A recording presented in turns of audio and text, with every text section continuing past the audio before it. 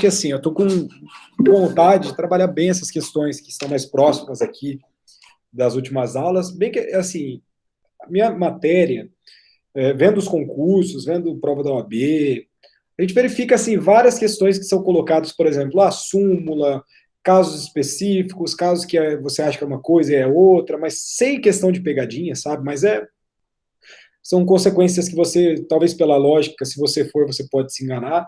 Então, eu sempre tentei dar um caráter muito, vamos dizer assim, prático para a nossa disciplina, né? Por mais que nós temos que ter um pé, os dois pés, na verdade, muito fincados na doutrina, na técnica, na teoria, é muito importante a gente ter, sobretudo aqui na graduação, né? Vocês sairão daqui como profissionais, terem um pé também no aspecto profissional. Então, eu sempre tentei trazer aqui julgados, casos práticos, casos aqui do escritório, enfim, para tentar ilustrar sempre o máximo possível do que vocês enfrentarão na prática, perfeito? Então, assim, eu falei para vocês, a gente tem a prova semana que vem, não achem que acabou a prova, acabou a disciplina, eu vou dar aula para vocês, provavelmente até, de fato, dia 24, tá? Quero falar muito de abuso de direito, é um tema que eu sou apaixonado, vai ser muito legal, eu prometo para vocês falar de abuso de direito, porque no abuso de direito a gente tem uma configuração de coisas que entram aqui na responsabilidade civil, vão até direito eleitoral, passam por tudo, tá? Abuso de direito a gente fala um pouquinho no direito dos contratos, só que aqui a gente vai se aprofundar muito no nosso artigo 187, tá? Então vamos lá, gente. A gente está falando então de responsabilidade civil da administração pública. Na ideia de responsabilidade civil da administração pública, eu falei que a gente tem uma aplicação de uma teoria muito interessante, que é uma teoria do risco, por ser responsabilidade civil objetiva. Mas qual teoria do risco que se aplica aqui? A teoria do risco administrativo, tá? Existe uma fundamentação por trás disso, que é a ideia da teoria do risco administrativo, que imputa, então, esses atos ilícitos feitos pelo Estado, através dos seus agentes, dos seus servidores, como uma responsabilidade civil objetiva. Bom, mas nem sempre essa responsabilidade civil será objetiva, tá? Existe uma discussão muito grande se é ou não é responsabilidade civil objetiva, dentro de alguns casos, só que eu já comentei para vocês na aula passada que quando nós estivermos em casos envolvendo a omissão do ente estatal, nós estaremos diante de, sobretudo, da responsabilidade civil subjetiva. Bem, vocês bem sabem, nessa altura do campeonato, eu pressuponho, que a diferença entre responsabilidade civil objetiva e subjetiva, eu sei que é muito repetitivo, tem que ficar repetindo toda a aula para vocês isso, mas incide na existência ou não do elemento culpa, tá? Na responsabilidade civil subjetiva, não temos, aliás, temos ali a ideia de culpa. Culpa lato sensu, dolo e culpa stricto sensu. Imperícia, negligência e imprudência.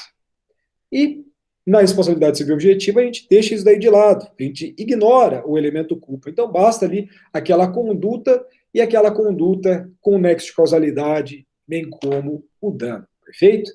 Então, a gente comentou na aula passada que aqui serão aplicados os excludentes do nexo de causalidade, tá? Então, a ideia da força maior, ou como a gente já posicionou para vocês, ao invés de falar força maior, vamos falar de caso fortuito externo, hoje é muito mais adequado falar em fortuito externo nessa modalidade, no fato exclusivo da vítima, no fato de terceiro, tá? Então, eu acho que, sinceramente, se vocês tiverem um empenho aí, e tenho certeza que vocês tiveram dentro da nossa disciplina, vocês aprenderam conceitos que muitas pessoas se equivocam aí no plano da prática.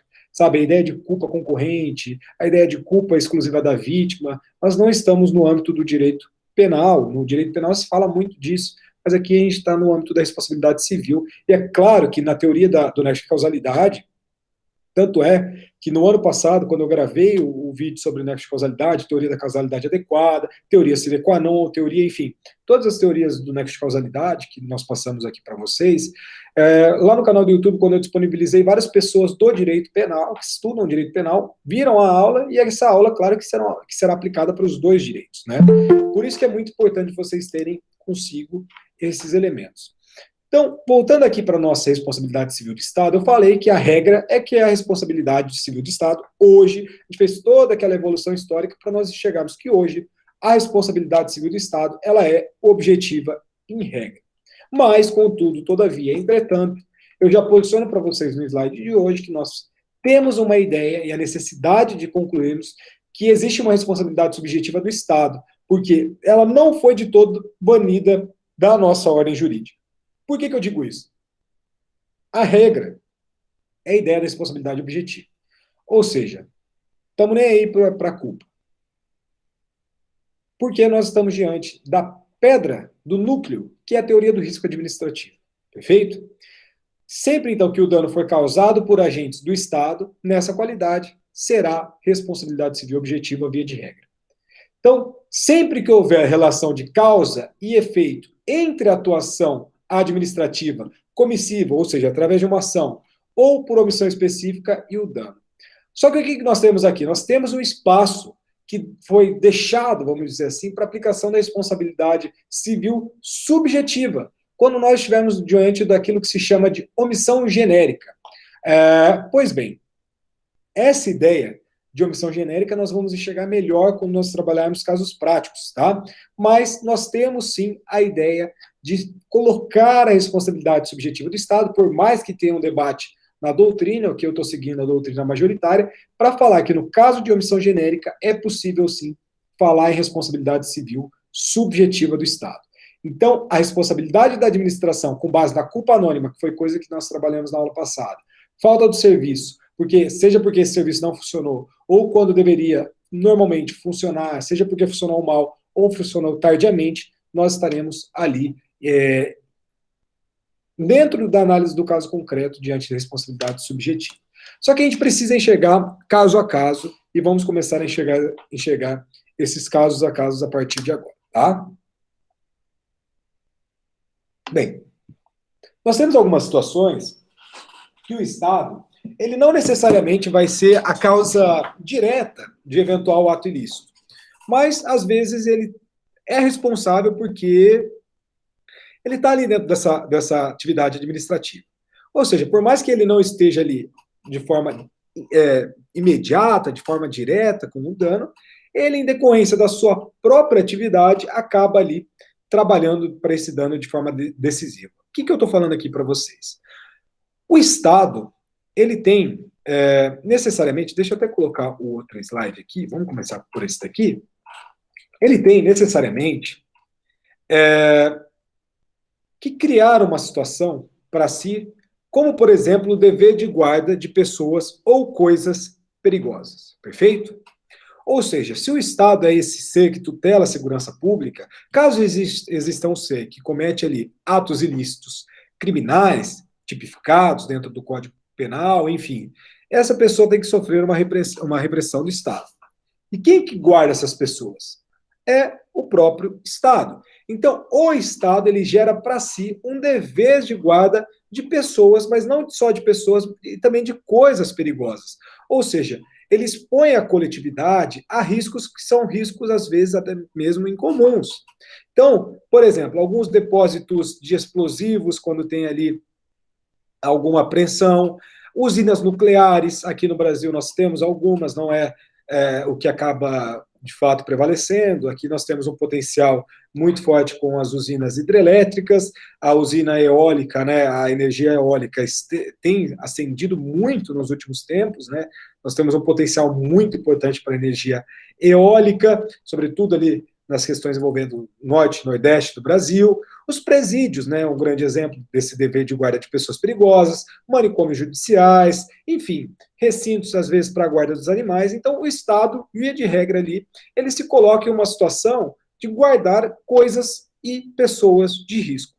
E essa responsabilidade do Estado, dentro dessas situações, de forma que eu tenho que adiantar para vocês, desde logo, que a responsabilidade do Estado pela guarda de pessoas ou coisas perigosas será uma responsabilidade objetiva.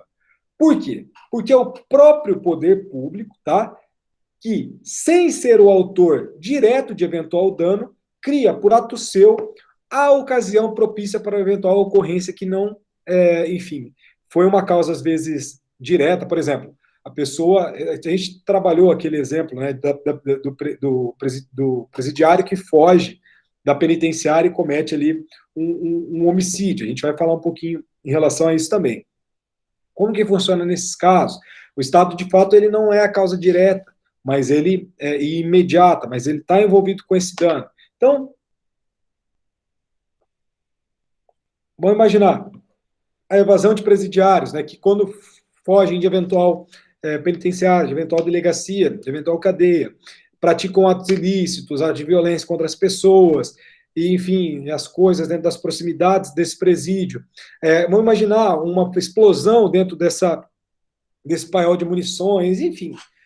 Nós temos, então, uma posição em que o Estado ele se coloca dentro de uma responsabilidade civil objetiva em decorrência desse risco, que é um risco criado pela própria gerência de coisas e pessoas perigosas. Em outro ponto que a gente precisa destacar, claro que vai existir o término da responsabilidade do Estado quando o dano sofrido ali não estiver mais correlacionado com com a própria administração pública, tá? Então, se essa situação perigosa já rompeu o nexo de causalidade em relação à conduta ou uma omissão do Estado, nós não poderemos falar ali de responsabilidade civil do Estado, porque, novamente, a gente volta para a nossa aula de nexo de causalidade e nós precisamos enxergar a causa que melhor se adequa ao dano, perfeito? Então, é a teoria da causalidade adequada, qual que foi, de fato, a conduta que mais se adequa ali para aquele dano sofrido por eventual agente. Então, por exemplo, se essas pessoas que fogem de eventual presídio, só que cometem algumas questões, alguns ilícitos depois de anos, ou depois de uma distância muito longa do presídio, algo nesse sentido, nesse caso aqui, a fonte do risco ela diminui. Então, não é possível a gente imputar a responsabilidade por quebra exatamente do nexo de causalidade. Lembra aquele caso que eu falei para vocês? Que saiu aqui do estado do Paraná, que foi o seguinte, ó. Eu vou só relembrar para vocês, aqui nós temos esse julgado, só que qual que foi aqui a treta? A gente já falou desse caso quando a gente estava falando de teoria da causalidade adequada, tá? Mas eu vou relembrá-los. Bem, um prisioneiro, ele fugiu de uma cadeia aqui no estado do Paraná, perfeito? 21 meses depois dessa fuga dele, ele foi associado a outros bandidos e ele praticou um assalto com uma família lá da cidade de Curitiba. Ou seja, ele fugiu, ele se evadiu da penitenciária. Depois de 21 meses da evasão, ele se associou criminalmente com outras pessoas e fez ali um cometimento de um roubo, enfim. Foi uma situação bem específica. O TJ, aqui do Paraná, e falando nisso, graças a Deus, eu ganhei um recurso lá, foi turma recursal, mas valeu. Ficaram pediram 3 vezes vista lá e graças a Deus saiu hoje. Amém. O TJ aqui do Paraná, o que aconteceu? O TJ ele acolheu um pedido para indenizar as vítimas, porque essa pessoa que tinha se evadido da cadeia saiu da cadeia num órgão público, portanto, e estava praticando crimes, sendo que ela deveria estar dentro da penitenciária. Então, o TJ ele acolheu essa indenização da parte, fundou essa responsabilidade, essa indenização com base na responsabilidade civil objetiva, tá? Do Estado, porque, segundo o Tribunal de Justiça, não teria ocorrido esse crime caso, e os prejuízos, logo, né, esses danos causados, caso esse prisioneiro não tivesse fugido. Então, houve uma falha imputável ao ente público dentro da responsabilidade civil objetiva e foi ali condenado o Estado do Paraná a pagar uma indenização para essas vítimas. Bem, chegou no STF, ministro Moreira Alves, fala Moraes Moreira, terminei de assistir caso Evandro ontem. Gente, eu já tinha ouvido o podcast. Vou dar uma dica, estudante de direito, a partir de hoje, precisa assistir o caso Evandro na Globoplay. Tem um outro documentário na Netflix, era para eu estar escrevendo a dissertação, mas eu fiquei meio viciado no negócio. Tem um outro documentário na Netflix que chama Bandidos na TV. Esse Bandidos na TV é aquele apresentador do Amazonas, de Manaus, de um programa. Ó, Bandidos na TV, Netflix e o caso Evandro na Globoplay. Assistam. Vocês aí, ó, cola na minha que vocês depois vão agradecer o professor. Bem, então chegou no STF, o STF alterou esse posicionamento aqui do TJ do Paraná. O que o STF entendeu? Que a fuga desse preso e esse assalto tinha, primeiro, um lapso temporal grande e outra questão, qual que era a melhor causa que se adequava ali em relação a este crime, ou esse ato ilícito, melhor dizendo, né, porque aqui a gente está falando de responsabilidade civil, entre a conduta dessa pessoa e o dano. Ou seja, o que melhor se associa para que esse ato ilícito tenha ocorrido? A fuga desse cidadão do presídio há 21 meses, ou a associação criminosa que ele instituiu para, de fato, cometer esse delito. Então, vamos lá. Responsabilidade civil do Estado, dano decorrente do assalto por quadrilha de que fazia parte preso foragido vários meses antes. A responsabilidade do Estado, embora objetiva por força do disposto no artigo 107 da Emenda Constitucional 69, esse agora parágrafo 6º, né, a gente falou muito do parágrafo 6º do artigo 37 na aula passada, perfeito? Não dispensa, obviamente, o requisito também objetivo do nexo de causalidade entre a ação ou omissão atribuída a seus agentes e os danos causados a terceiros. Então, no caso, em face dos fatos tidos como certos pelo acórdão recorrido e com base nos quais reconheceu ele o nexo de causalidade indispensável para o reconhecimento da responsabilidade objetiva constitucional, é inequívoco que o nexo de causalidade inexiste e, portanto, não pode haver a incidência da responsabilidade prevista no parágrafo 6º do artigo 37 da Constituição. Com efeito, o dano decorrente do assalto por uma quadrilha de que participou um dos evadidos da prisão não foi o efeito necessário da omissão da autoridade pública que o acórdão recorrido teve como causa da fuga dele, mas restou de concausas, como a formação de quadrilha e o assalto ocorrido cerca de 21 meses após a evasão. Ou seja, na visão do Supremo Tribunal Federal, houve um rompimento do nexo de causalidade existente, portanto, entre esse cidadão e o Estado. Portanto, o Estado ele não tinha ali o dever de indenizar. Agora, um slide antes, tá, gente? Danos decorrentes de obras públicas. Bem,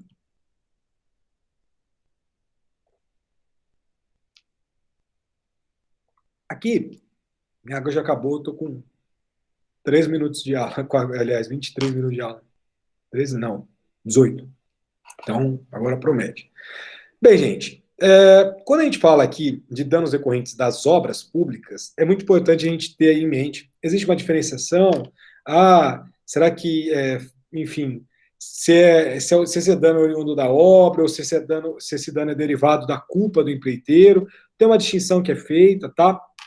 Só que o que a gente precisa verificar é que, por mais que tenha essa distinção, e essa distinção aparece, por exemplo, no Cretela Júnior, aparece também no Eli Lopes Meirelles, são doutrinadores de peso no âmbito do direito administrativista, mas aqui para nós, na responsabilidade civil, a gente não vê um fundamento jurídico para ter essa distinção entre o dano oriundo da obra e o dano derivado da culpa do empreiteiro, tá?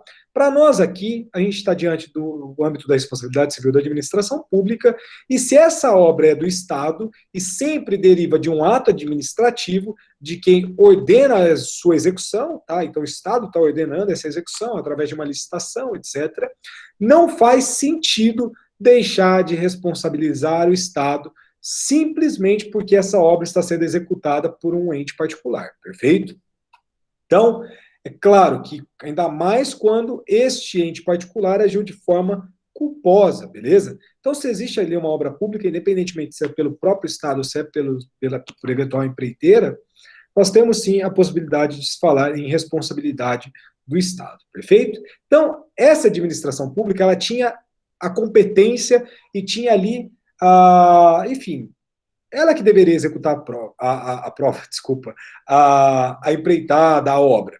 O que acontece? Se ela delega essa obra para algum agente privado, é claro que esse agente privado, ele está ali de forma, não vou falar de forma indireta, para não confundir com a administração pública indireta, mas ele está se submetendo ali a uma coisa que o Estado deveria fazer, o Estado está abrindo mão de fazer e terceirizando para outro agente. E se existe algum dano em relação a isso, é claro que esse executor da obra, ele passa a ser, querendo ou não, vamos dizer assim, um agente do Estado. E como tal, como agente do Estado, a administração responde pelo dano que esta pessoa vier causar, tá?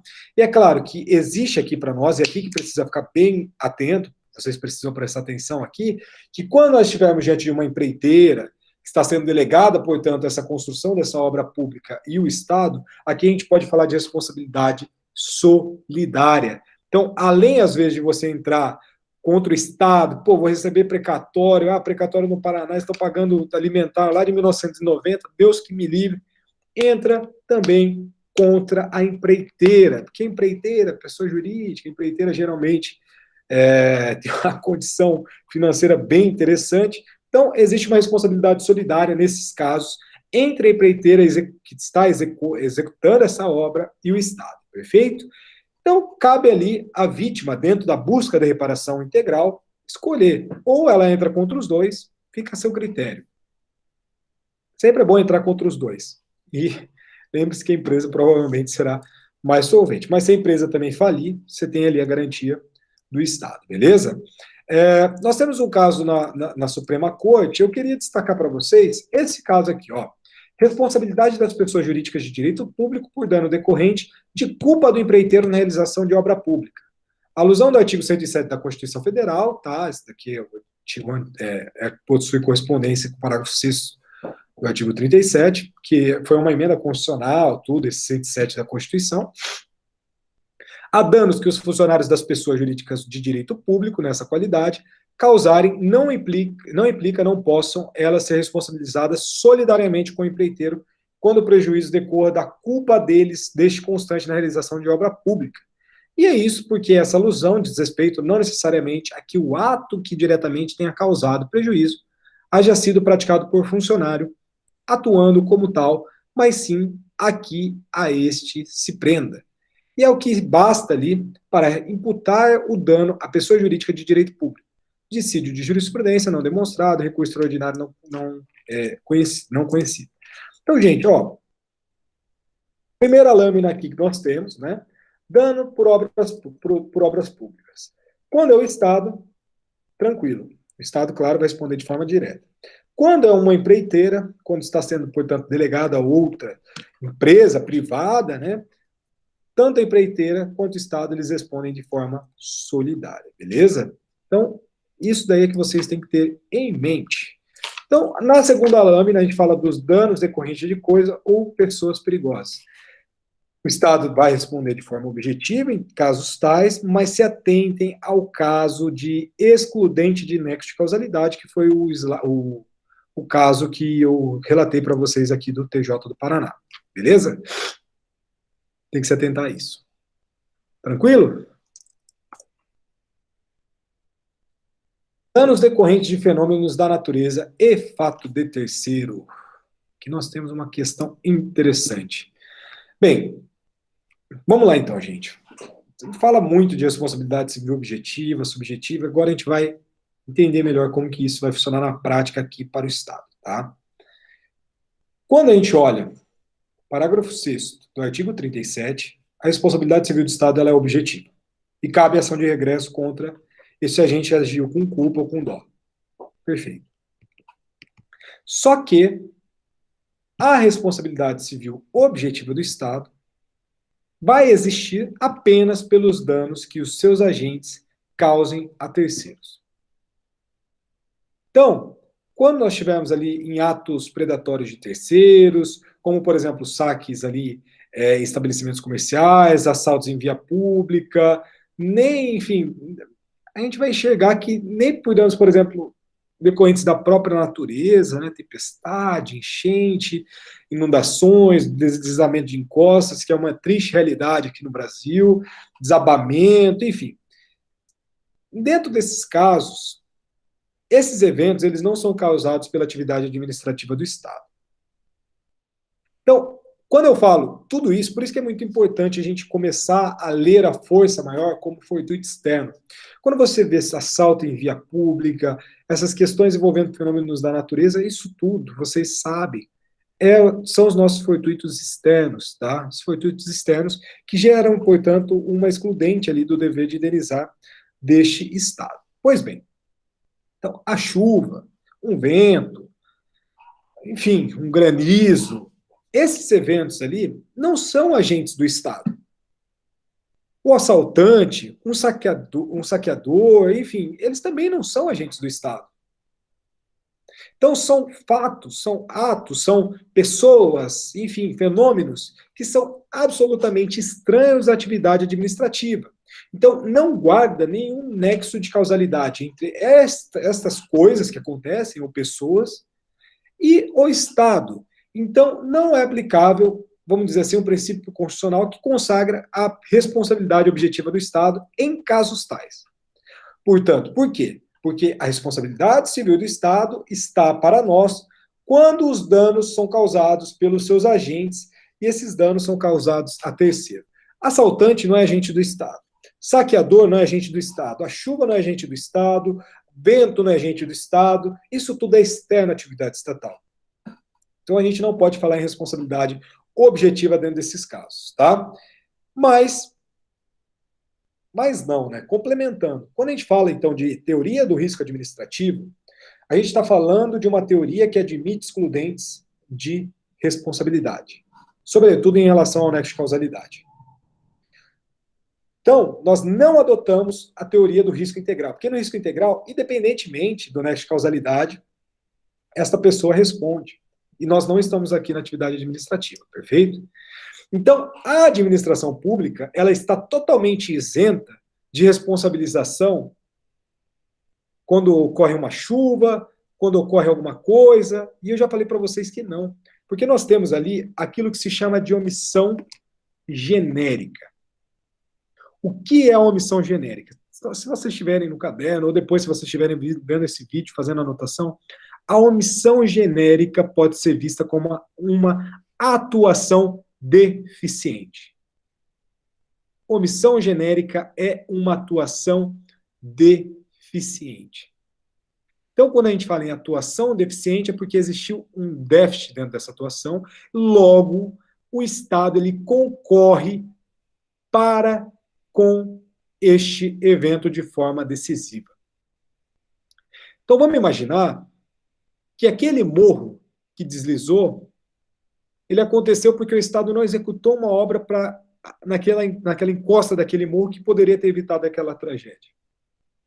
Houve, portanto, uma ideia de omissão genérica, ou seja, pela omissão genérica, a responsabilidade do Estado deve ser considerada dentro de suas possibilidades de atendimento. Você não pode fugir assim dentro de uma loucura.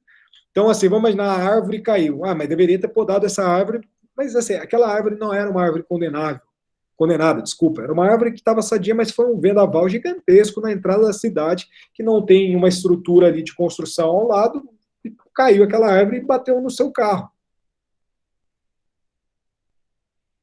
O que a gente fala, então, de omissão genérica? A gente vai ter uma ligação muito forte com aquela ideia de grau de previsibilidade, tá?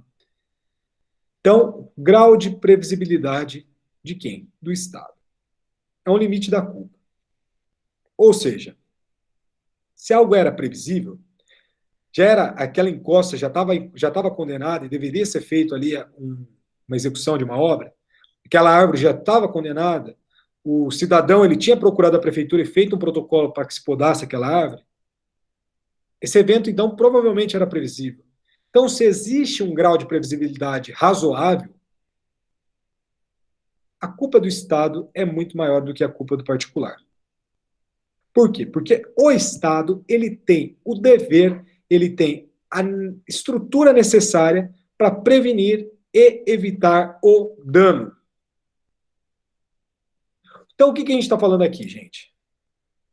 A ausência de eventual serviço ou a prestação desse serviço de forma defeituosa, lembra, fato do serviço? Ou o serviço não funciona, funciona mal, funciona de forma tardia,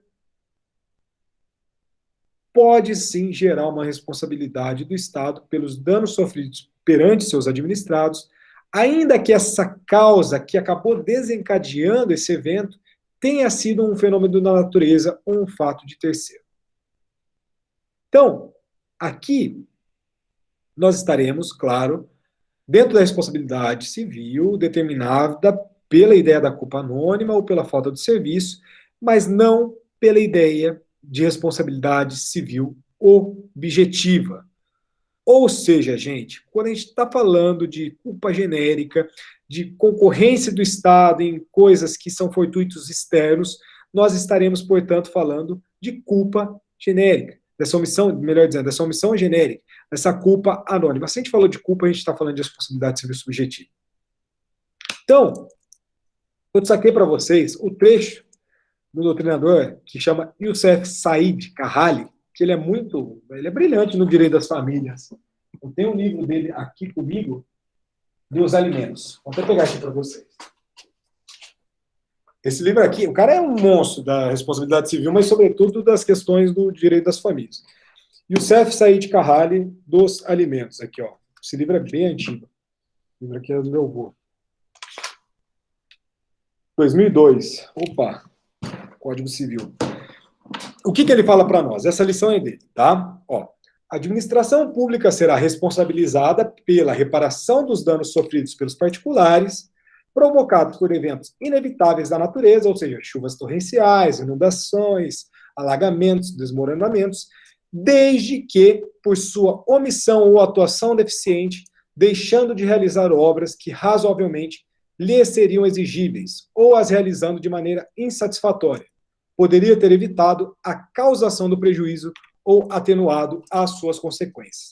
Gente, agora eu peço um pouquinho de paciência, porque eu já ia destacar um caso aqui do escritório, mas eu não tive tempo de preparar, porque eu falei para vocês que eu estava em reunião com o professor Bruno. Então, é um caso que vai trabalhar isso de forma bem legal aqui para nós. Foi analisado pelo TJ aqui do Paraná. Tranquilo? Você está dando para acompanhar? O que vocês estão achando, gente? Falem comigo. Falem comigo. De boa? Tem alguém aí? Tem algum palmeirense aí? Tranquilo. Tem algum corintiano? Cruzeirense? Tranquilo, professor. Meu time passou ontem, viu? Cadê? Acordam.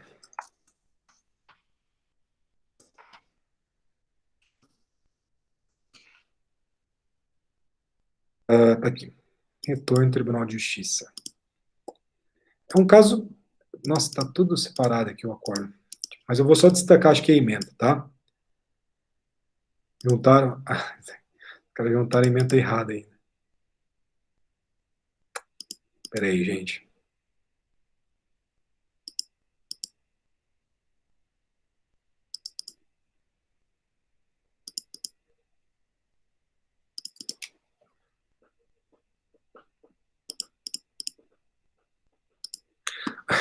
O cartório aqui de Biporã tinha juntado um outro julgamento. Pera aí, deixa eu compartilhar aqui com vocês.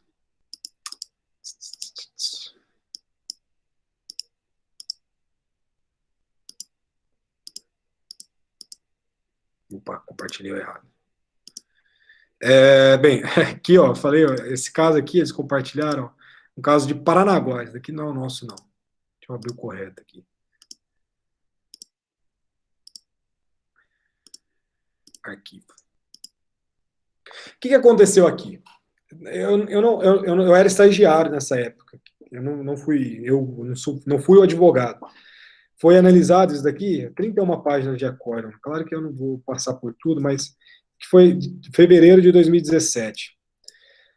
Ó, emenda. Apelação civil, ação de indenização por danos materiais. Deixa eu aumentar aqui para vocês verem, acho que dá para ver melhor.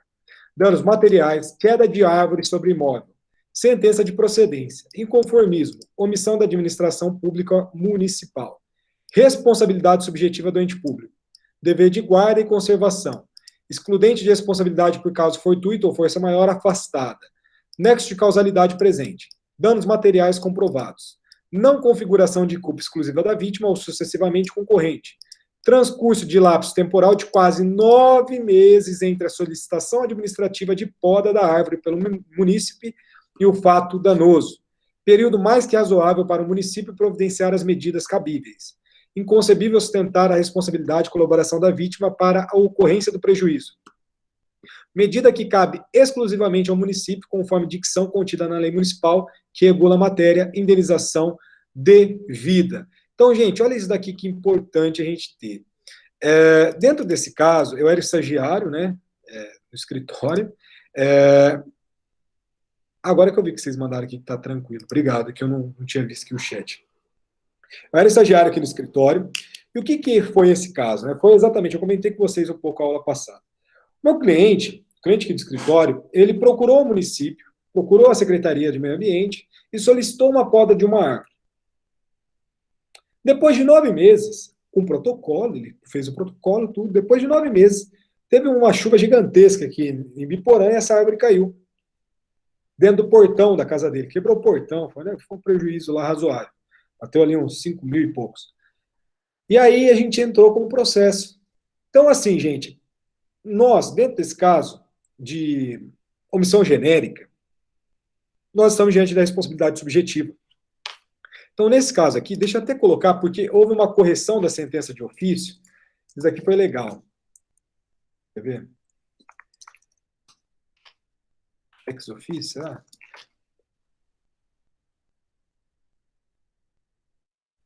Aqui, ó, ele fala, assim, ao contrário, porque o que aconteceu? O magistrado aqui de Biporã, ele tinha condenado pela responsabilidade objetiva. E aqui, lá no TJ Paraná, eles alteraram para responsabilidade subjetiva, e aí teria que ser comprovado o dolo ou a culpa. Aqui eles juntaram algumas análises, algumas jurisprudências, né? Então, ó, exame queda de árvore, dever de conservação e manutenção, força maior não verificada. Aí ele fala, ó, assim, ao contrário do que entendeu o magistrado de primeiro grau, o caso em julgamento deve ser analisado sob a ótica da responsabilidade subjetiva, uma vez que o prejuízo alegados decorre de omissão imputada à municipalidade, reformando-se a sentença nesse ponto.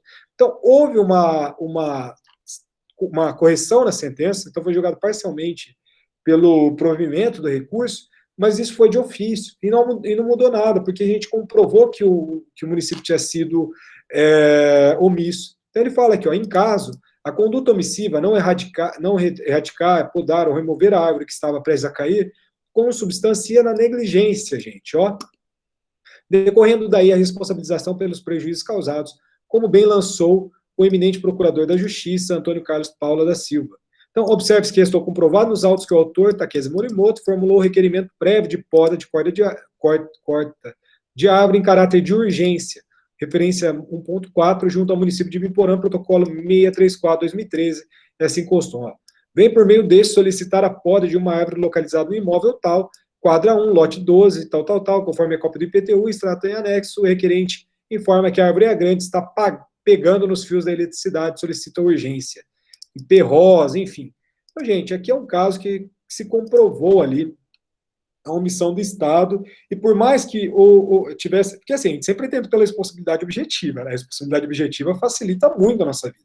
O juiz de primeiro grau deu responsabilidade objetiva.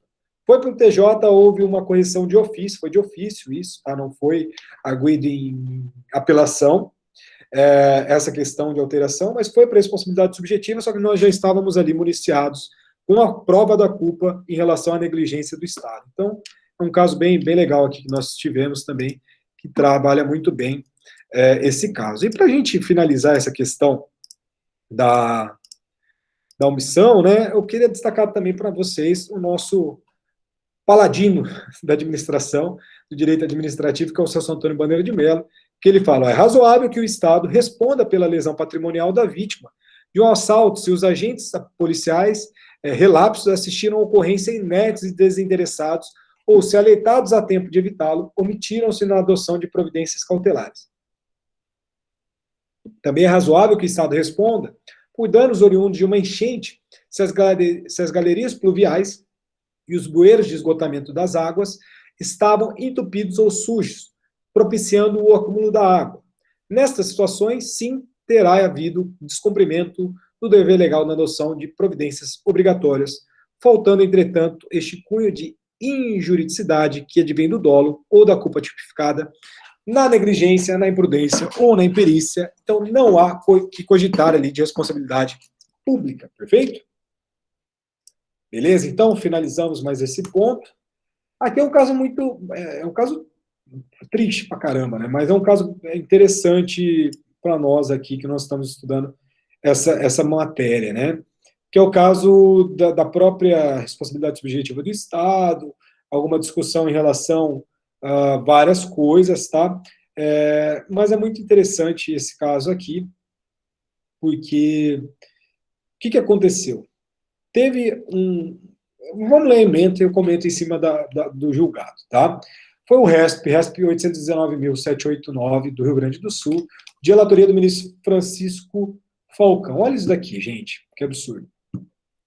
Administrativo e Direito Público, escola.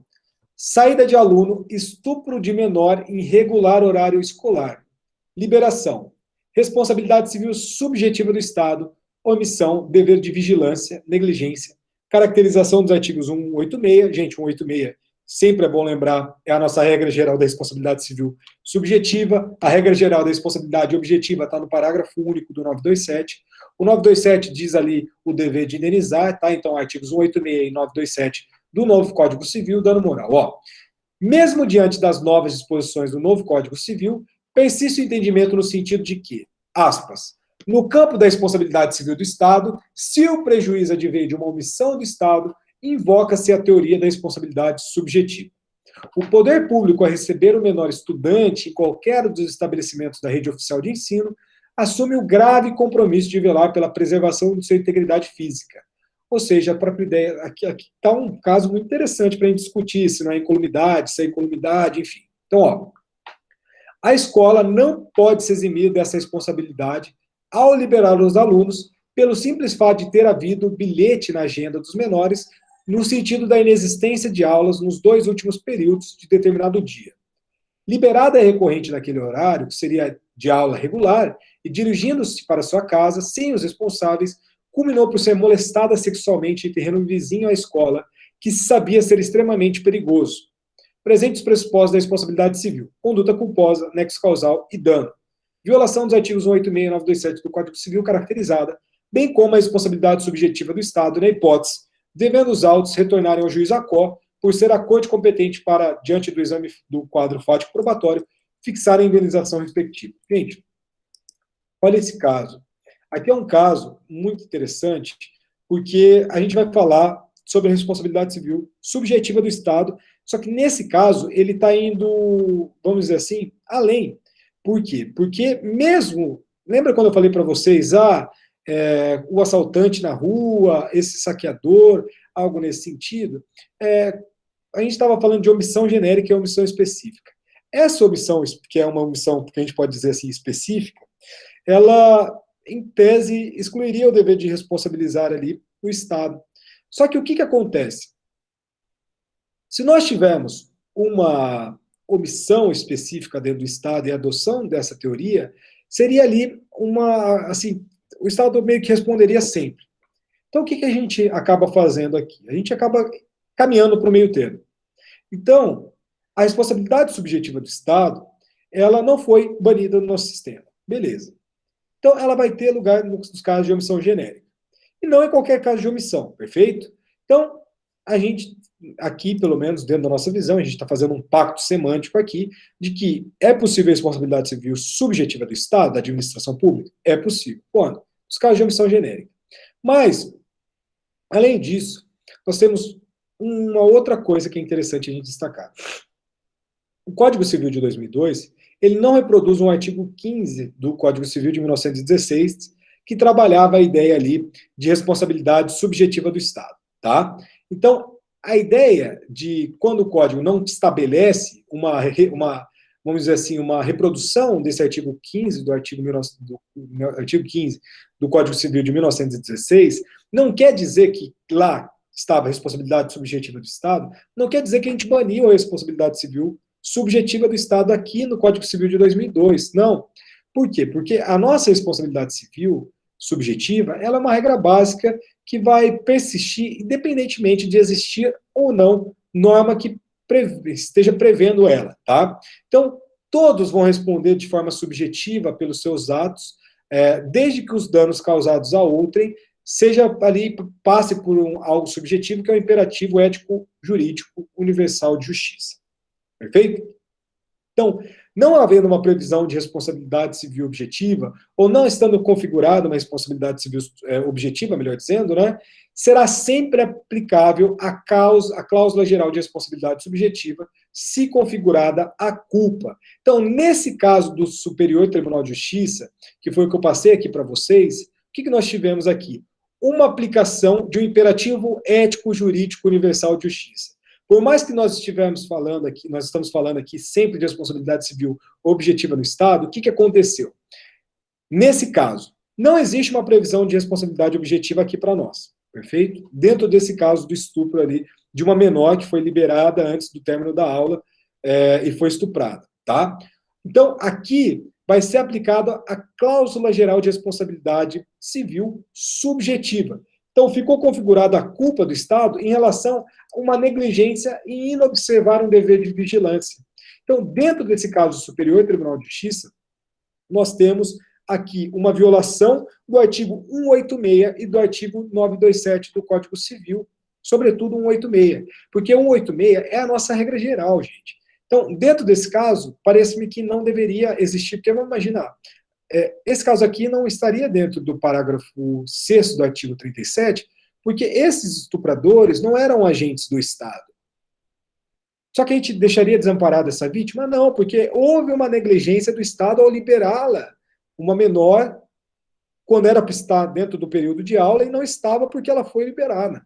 Então, se aplicou aqui a nossa cláusula geral de responsabilidade civil subjetiva. Então, foi comprovada a negligência do Estado ali, logo houve uma imposição ali de uma coerção, beleza? Prisão cautelar com futura absolvição. Aqui nós temos casos, né? Casos de pessoas... O Estado brasileiro, por isso que eu falo, caso Evandro, por exemplo, eu já vi a notícia que... Eu não vou falar porque espero que vocês assistam, mas o que acontece, gente? Nós temos vários erros judiciais no Brasil, né? Nós temos ONGs agora que trabalham bem com isso, né? Mas a questão é a seguinte, nós temos alguns casos que existe ali uma condenação de uma pessoa inocente. Essa pessoa passa ali anos. Lembra aquela série, que é uma série da Netflix também, que trabalha daqueles meninos do Brooklyn, né, que estava estava no Central Park, enfim.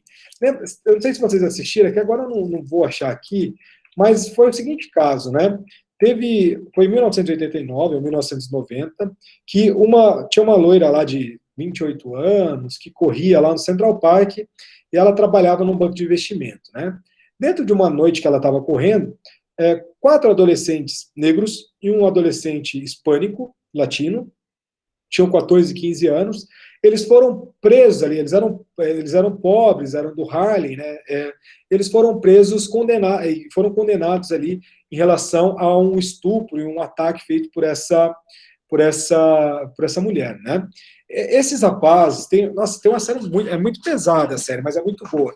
Eles ficaram 7, enfim, 13 anos de prisão, foi uma coisa lá, e aí apareceu um maluco, um estuprador de fato, apareceu lá depois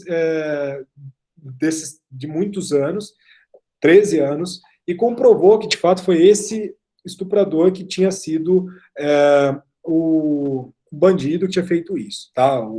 Enfim, o autor desse crime. Teve um exame de DNA que comprovou isso, tá?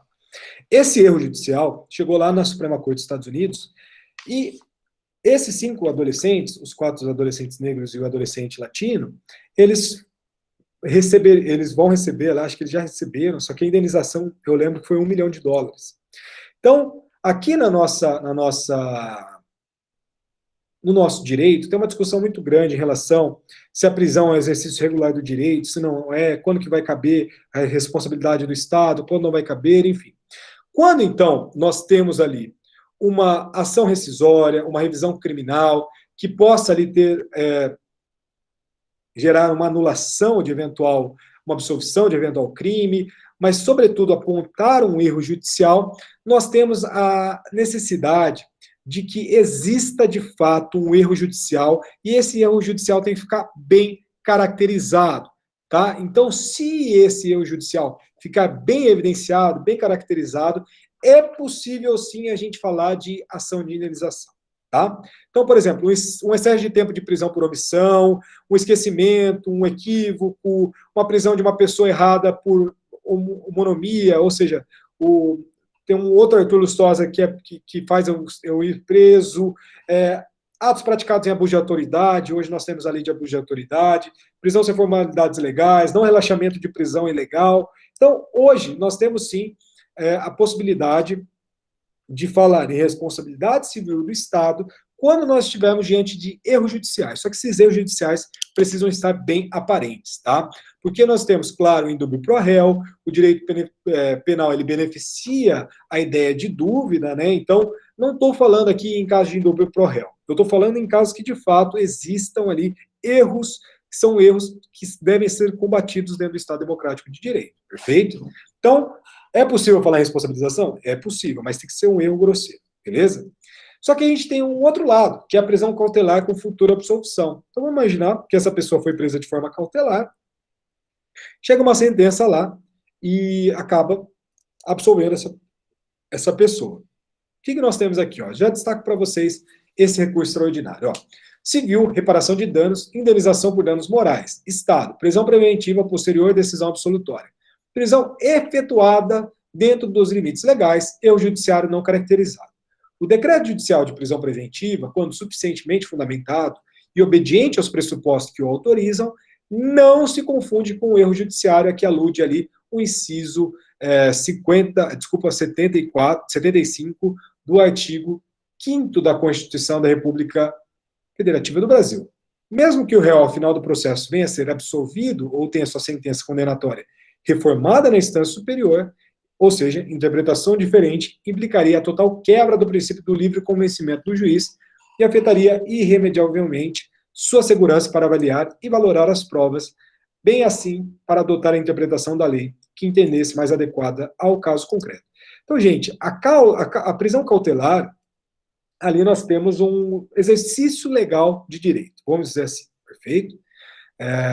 O Estado está exercendo o seu papel, e aí, caso seja absolvida, o Estado continuou fazendo o seu papel ao absolver esta pessoa, beleza? Prisão indevida, aqui nós temos um caso de prisão indevida, ó. Responsabilidade civil do Estado, atividade judiciária, prisão indevida, dano moral caracterizado, indenização, quantificação dotada de razoabilidade, honorários advocatícios, ó. A prova do dano está no próprio fato que ensejou, ou seja, a prisão do autor, quando a autoridade judiciária já tinha determinado o recolhimento do mandato anteriormente expedido. Então, é cabível a responsabilidade do Estado com base no artigo 37, parágrafo 6º, quando se tratar de danos causados pela atividade judiciária realizada pelo Poder Judiciário. Então, gente, aqui é o seguinte, foi feita uma prisão de um mandato de prisão que já estava ali, que já existia um contramandato ou já tinha sido feito ali um levantamento deste mandato. Então, vamos falar assim, o erro tem que estar muito claro, prazos, quando nós temos ali um não relaxamento de uma prisão ilegal, quando nós temos um esquecimento de um eventual preso, um equívoco, uma prisão por omissão, alguma coisa dentro desse sentido, aí sim nós poderíamos falar de responsabilidade do Estado ali pela atividade judiciária, tá? A responsabilidade pessoal do juiz é algo que a gente dispensa, enfim, porque não nos parece que, como agente do Estado, e aí poderia até falar em ação de regresso, mas são casos bem específicos, e a gente poderia também falar de responsabilidade por atos legislativos, né, eventual inconstitucionalidade, que geraria algo nesse sentido, só que também a aplicação disso em provas e concursos, do meu ponto de vista, é deixar de lado. O que vocês precisam sair desta aula sabendo? Responsabilidade civil do Estado, regra objetiva. Responsabilidade subjetiva do Estado é possível? É possível. Está em algum lugar no nosso código? Não está. Só que nos casos de omissão genérica, nós adotaremos a teoria da responsabilidade civil subjetiva.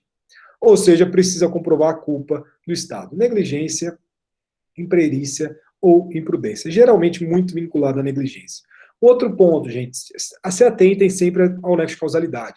Lembre-se desse caso do preso que fugiu da penitenciária do Paraná, 21 meses, e cometeu ali um assalto, mas tinha uma quadrilha junto com ele. Esta foi a melhor causa que se adequou ao dano, tá? É isso que eu preciso de vocês. Lembre-se da questão da empreiteira, com o Estado, a responsabilidade civil ali solidária, você pode mover ação contra um, contra outro ou contra os dois. Enfim, eu acho que deu para entender como que funcionam as coisas, tá? Beleza? Então, gente, boa prova para vocês na terça-feira. Tranquilo, sem estresse, de boa, vocês sabem como que as coisas são. Vamos lá, na quinta-feira, semana que vem, a gente vai ter aula, a gente vai falar de abuso de